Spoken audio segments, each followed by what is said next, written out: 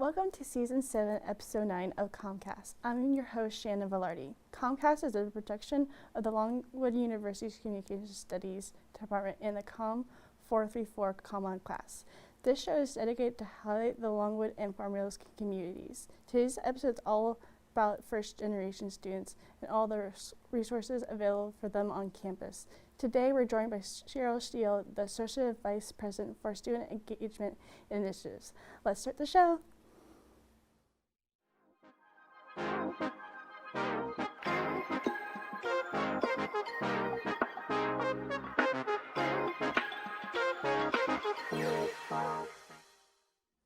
Cheryl, thank you so much for joining us today. We have a few questions for you today to help us learn about the first generation opportunities and support available for them on campus. Can you explain what it means to be a first generation student? Well, first of all, I want to thank you for inviting me, and thank you all for featuring this topic because it's an important one.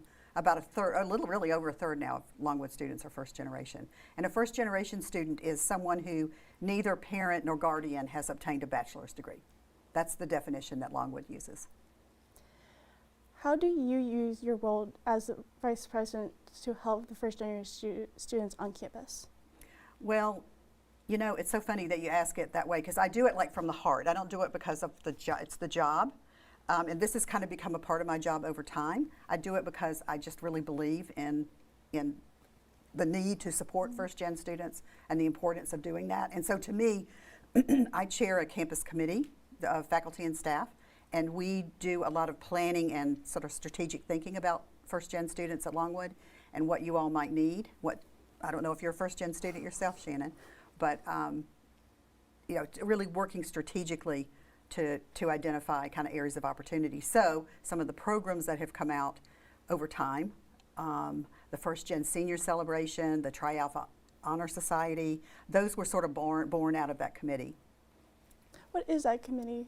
It's called the First Generation Student Success Working Group. Mm-hmm. That's a lot of words. It is.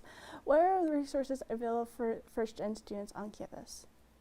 Well, I would say starting out when students, but before students even arrive at Longwood, we do some strategic marketing and outreach to students.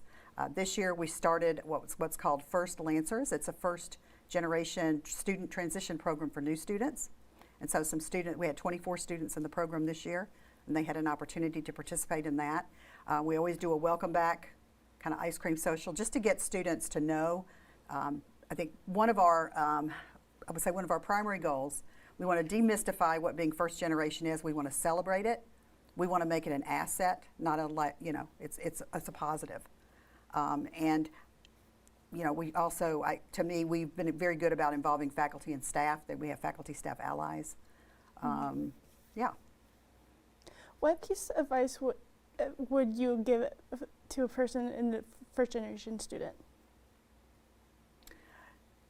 Let's see. I'm trying to think about the advice that I've heard students give, which is be proud.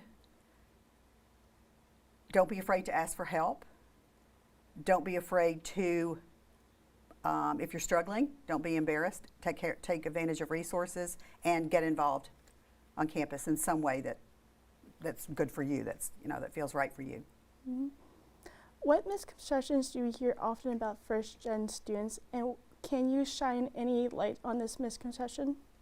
Yeah, I think we've come a long way at Longwood in terms of hopefully demystifying what a first-gen student is and celebrating what it is, not what it isn't. Mm-hmm. And again, making it sort of asset-based. I'm trying to think. Can you repeat the second half of the question? Yes. Can you shine any lights on this misconception?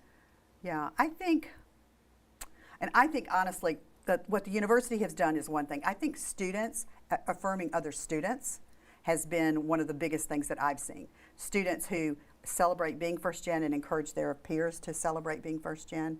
I think demystifying it by the fact that there are faculty and staff here who are first gen, and that's a norm. It just, at some point, as I tell people, I'm not first gen as it happens. In my family, though, somebody was.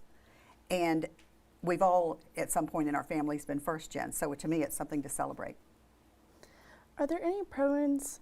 There's a program called First Gen Alliance. Could you give us some information on how that students can get involved with?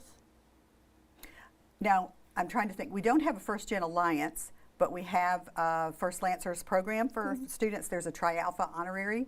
There's a First Gen student organization, and the students do a lot of outreach with that to get other students involved. In fact, I just met with the Tri Alpha executive group the other night, and that we were kind of planning for next fall to see how we can welcome especially the new students, because if you start when students arrive, we hope that will make students more comfortable. Another big resource that I haven't mentioned is the First Gen Lounge up in Upchurch on the 3rd floor, and I think students are finding that more and more.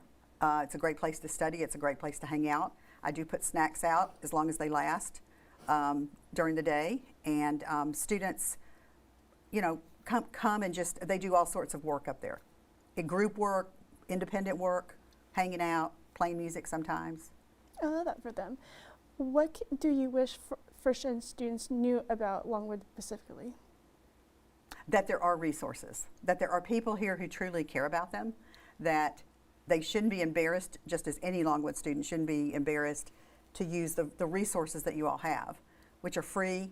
I mean, you're paying for them, but they're available to you, whether it's, you know, my office, really any office on campus would be a resource for First Gen students. But you know, also the other resources that we point to for everybody, you know, the Writing Center, the QR Center, trying to think of the other resources. I'm foggy after lunch, but there are a lot of places where First Gen students can get support and affirmation, because it's about that too. And we do some celebratory sorts of things. We do the honorary, the Tri Alpha academic honorary induction in the fall, and then for graduation, the night before graduation, we do a First Gen senior celebration, and it's been a beautiful ceremony to see students and families come together to celebrate the students graduating the next day.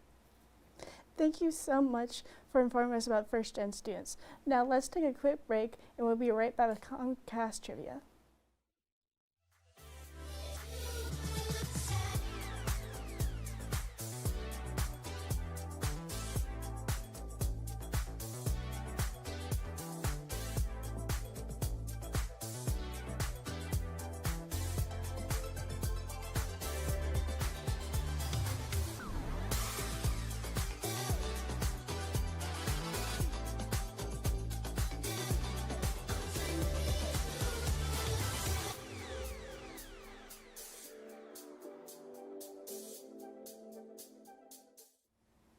It's time for everybody's favorite segment, COMMCast Trivia. So our questions today are about First Gen, and our first question is, according to Longwood's website, what % of students here are First Gen? 1/3.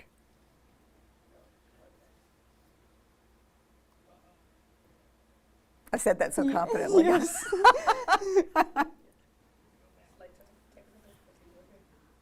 We're having some slight technical issues. That's okay, no problem. That's life. We'll be flexible. Yes, 31%, that was correct. How many clubs and orgs are on campus for First Gen students to join? Well, to me, that's a little bit of a trick question, because I think all bbs and organizations are open for First Gen students to join.